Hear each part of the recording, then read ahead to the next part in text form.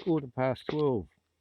Young fella's come back from the tent, eaten a bit of meat, acting just a little bit agitated. So I tossed that meat away and I gave him a new bit of meat that's got medication in it, and I took a slightly generous view of the scale.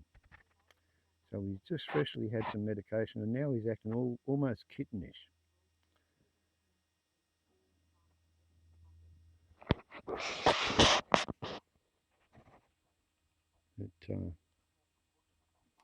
Got a few twitches.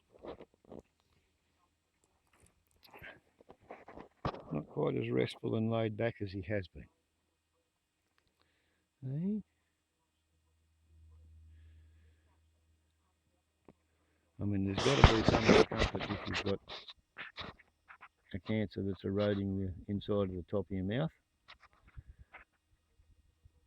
And I mean, speaking from experience, the way mouth cancer kills you, it's either going to starve you to death, it'll choke you to death, or it'll chew through a big blood vessel and you go down in a sudden red fountain.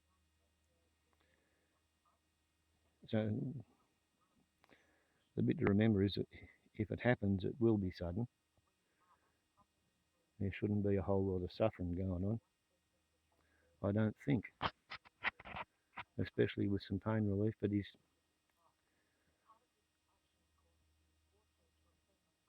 just not quite as peaceful as he has been.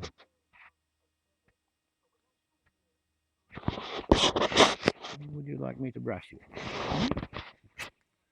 Would you like me to brush you? It's kind of difficult because I'm supposed to brush you with one hand and pat you with the other hand. So we'll try brushing and patting with the same hand, and we'll assume that if you didn't want it to happen, you wouldn't have sat in front of the brush and looked at it.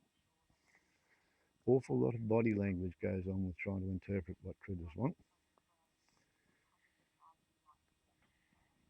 I don't know whether you can hear that, but he's purring.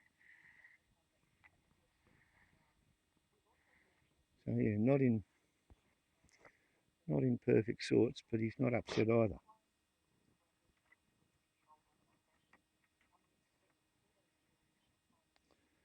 So he's going to be in the hut this afternoon while I go to town. I was going to leave him up in the tent, try and get home before 3. I'll still have a crack at that, but I'll leave him in the hut instead of in the tent. And that way he can't get the jim jams and run away. He's got a little fine muscle tremor. I don't know whether it shows up on the video.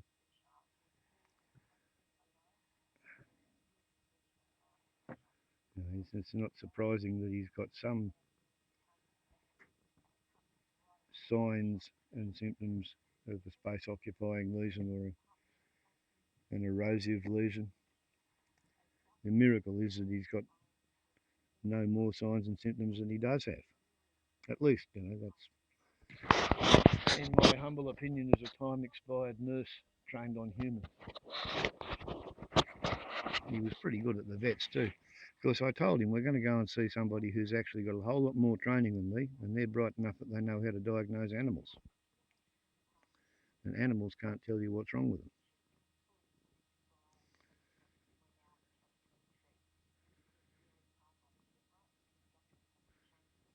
Oh, yes, you're a good pussycat. Okay, so that's 2 pussycat videos in one day. So I better get going or I won't get stuff done. Warbles on like the YouTube. SkittyKitty's hanging in there. Ciao.